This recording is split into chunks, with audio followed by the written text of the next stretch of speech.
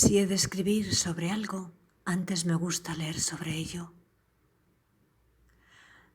La primera frase de Orlando, clave para el resto de la obra, es él, porque no cabía duda sobre su sexo, aunque la moda de la época hizo algo para disimularlo. Es un joven guapo, aristócrata y muy aficionado a la literatura, que nace en un periodo dorado para las letras inglesas, el isabelino. Y esto se caracteriza de una forma muy marcada al describir la forma de escribir de Orlando. Es uno de los periodos más prolíficos de las letras inglesas, de modo que Orlando escribe copiosamente. Los personajes de sus dramas son el vicio, el crimen y la miseria. Ambienta sus obras en reinos imaginarios y están llenos de conspiraciones y sentimientos nobles, lo que sin lugar a dudas hace referencia a las obras de Shakespeare. A lo largo de todo este primer periodo se alude constantemente a aquella época, como la diferencia de clima en relación con el tiempo presente, esto es, principios del siglo XX, o lo distinto de la moralidad de esta época. La misma se hace al hablar de la afición de Orlando por las mujeres de todo tipo, en especial las de clases inferiores. Estas constantes alusiones a las características particulares de un periodo específico, algunos las han interpretado como una forma, por parte de Woolf, de ridiculizar la tendencia de los historiadores de su época por hacer claras separaciones de un periodo a otro, y la creación de dichas líneas divisorias temporales pueden resultar algo artificiales, cuando en realidad la mayoría de los cambios se han dado de una manera paulatina. En esta época Orlando es un favorito de la reina Isabel I de Inglaterra, aunque nunca se alude a ella de una manera directa, es decir, no se menciona su nombre, sino que se describe a una reina poderosa y autoritaria, en la última etapa de su vida, con un cuerpo decadente, ostentosamente vestido y ornamentado con costosas joyas. Se alude al gusto de la reina Isabel por los jóvenes aniñados y la falacia de su virginidad. De la corte de Isabel I se pasa a la de Jacobo I y al acontecimiento conocido por los británicos como The Great Frost, esto es, el invierno de 1607-1608, que fue especialmente crudo, congelándose el río Támesis en unos 2/3 de su recorrido. Se instalaron tiendas encima del río y la gente, incluyendo a la corte, se reunía y se divertía en el mismo. Con este duro invierno vino el primer gran amor de Orlando, en la forma de una princesa rusa llamada Marussia Stanislavska Dagmar, Iliana Romanovich, Sasha para los amigos, en un obvio chiste de la autora. Tras un apasionado y corto romance, ella vuelve a Moscú, y con ella desaparece el hielo del Támesis. La huida de Sasha lleva a Orlando a padecer una gran agonía, que le sumirá en un profundo sueño que dura 7 días. Cuando se despierta, Orlando se encuentra desterrado de la vida de la corte y totalmente entregado a la creación literaria, que resulta muy prolífica pero insuficiente para lo que será su gran obra, The Oak Tree. Los tópicos de sus creaciones son los propios de la época isabelina. En esta etapa de su vida aparece Nicholas Green, el poeta que Orlando manda a llamar para poder conversar con un verdadero poeta. Orlando pretendía que Green le proporcionase su opinión sobre The Oak Tree, pero al final solo tuvo más conocimiento sobre la vida miserable que llevaban los escritores de la época, entre ellos William Shakespeare. Orlando, decepcionado por el amor y por sus tentativas literarias, decide embarcarse hacia Turquía como embajador de Su Majestad el rey Carlos II de Inglaterra, periodo conocido como la Restauración. La vida de Orlando cambiará de manera drástica durante sus funciones como embajador, cuando tras caer en un profundo sueño, que se prolonga 7 días, despierta como una mujer. Curiosamente, los espíritus que intervienen en esta transformación son los espíritus Nuestra Señora de la Pureza, Nuestra Señora de la Castidad y Nuestra Señora de la Modestia, que representa los valores que más se apreciaban en una mujer de la época.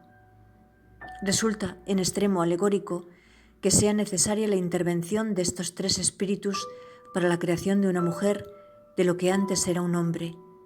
Woolf trata el cambio de sexo de Orlando como un simple cambio de género, pero no de identidad, dejando el camino abierto a múltiples preguntas sobre qué es lo que en verdad significa ser un hombre o una mujer.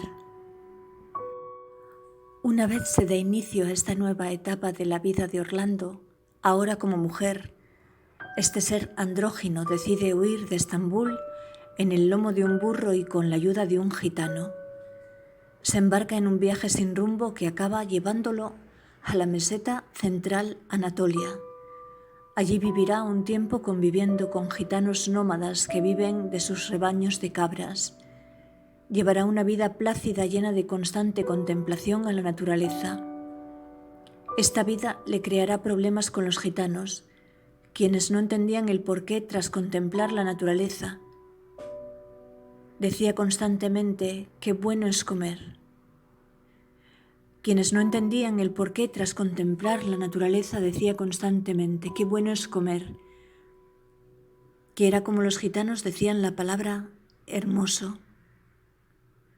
Tras rechazar en matrimonio a uno de los gitanos y sentir añoranza por su tierra natal, Orlando se embarca de nuevo hacia Inglaterra. Es en este viaje cuando Orlando empieza a entender las nuevas obligaciones que tiene que cumplir como miembro del sexo débil: tapar los topillos, ser delicada, sumisa, perfumada, ataviada. A su regreso a Inglaterra todo parece volver a la normalidad, pero su nuevo sexo y su larga ausencia le traerá problemas insospechados. No solo Orlando se encuentra con que le han declarado fallecido, sino que, al transformarse en mujer, implicará que no tiene derecho a tener ninguna propiedad al menos que esté casada, con lo que su palacio ya no le pertenece, y solo podrá vivir en él de incógnito. Orlando se vio envuelta en numerosos litigios que disminuirá considerablemente su riqueza. En el siglo XVIII se encontrará con las grandes influencias de la Ilustración. Durante este periodo se reunirá con grupos de intelectuales y escritores de la talla de Alexander Pope. Sin embargo, estaba profundamente decepcionada de que la luz aún no había llegado sobre la cuestión del sexo débil, hasta el punto que estos supuestos intelectuales ilustrados consideraban a la mujer. Es un bello animal romántico que puede ser adornado con pieles y plumas, perlas y diamantes, sedas y metales. Pasará el tiempo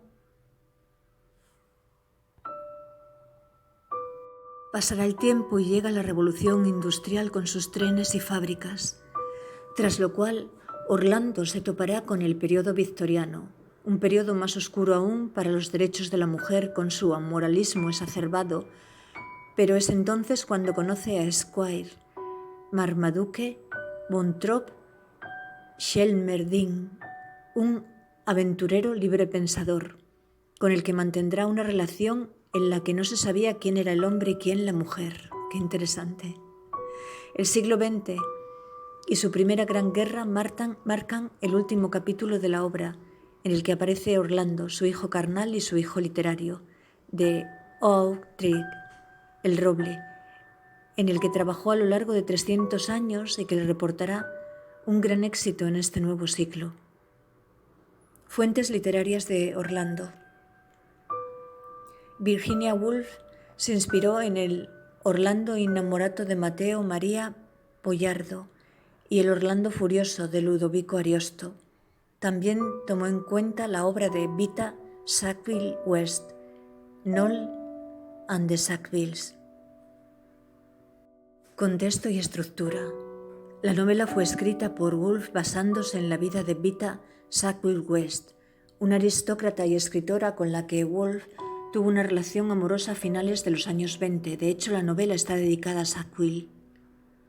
Uno de los hijos de Vita Comentaría mucho tiempo después en una entrevista para la BBC que Orlando era la más larga y encantadora carta de amor de la literatura, lo que no deja lugar a dudas sobre la enorme admiración que sentía Woolf por su novia, que en definitiva representaba todo lo que la autora no era: rica, atractiva, aristócrata, vivaz. Encontramos aspectos de la vida de Vita en muchas partes del libro, empezando por la pertenencia a la nobleza del personaje principal, en cuyo punto también se menciona cómo los ascendientes de Orlando habían tenido que batirse con las gentes de África, como es en el caso de Vita, cuyo padre participó en la Primera Guerra de los Boers, 1880-1881. También hay otros paralelismos, como la inmensa propiedad en la que vivía Orlando, que al igual que Vita, tuvo que entrar en numerosos litigios para poder conservarla, debido a que las mujeres no tenían derecho a la herencia ni a la propiedad de inmuebles y no estaban casadas en la época.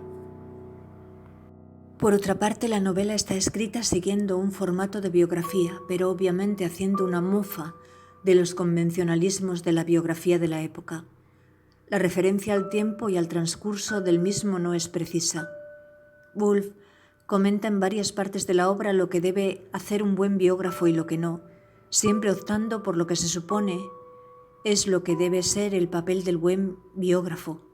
En este punto se denotan las enseñanzas del padre de la escritora, Leslie Stephen, él mismo un destacado biógrafo dentro del convencionalismo victoriano, con las aportaciones de eminentes autores victorianos tales como Carlyle y Thomas Macaulay. La libertad sexual dentro del grupo Bloomsbury, experiencia única en los albores del siglo XX, se ve plasmada en Orlando. El personaje no solo cambia de sexo, sino que en diversos puntos del libro se puede interpretar que mantiene relaciones homosexuales. En última instancia, la autora transmite el mensaje de que el sexo y los papeles del sexo que se deben asumir son completamente ridículos y artificiales. Orlando no dejó de ser la misma persona al convertirse en mujer, pero tuvo que soportar todo el peso que significaba pertenecer al sexo débil.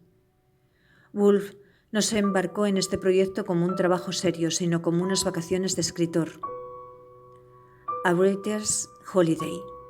Esta innovadora aproximación a la creación literaria no solo le permitió por primera vez vender sus libros en una mayor cuantía y lograr cierto reconocimiento por parte del gran público, sino que nos otorgó una gran obra, escrita con una prosa elegante y una historia que es a su vez jovial y rompedora con las convenciones de la época. La obra consta de 6 capítulos numerados y cuenta con numerosas ilustraciones, la mayoría fotografías de la propia Vita Sackville West. Orlando, una biografía. Es la 6ª novela de Virginia Woolf, publicada el 11 de octubre de 1928. La editorial que se encargó de su publicación, Hogarth Press, pertenecía al matrimonio Woolf. Se trata de una obra en parte biográfica basada en la vida de la novia de Woolf, Vita Sackville West. Se considera que es una de las novelas más accesibles de Woolf y por ello la de mayor éxito de la autora en vida. Ha influido mucho estilísticamente y se la considera importante en la literatura en general y en la escritura femenina y los estudios de género en particular.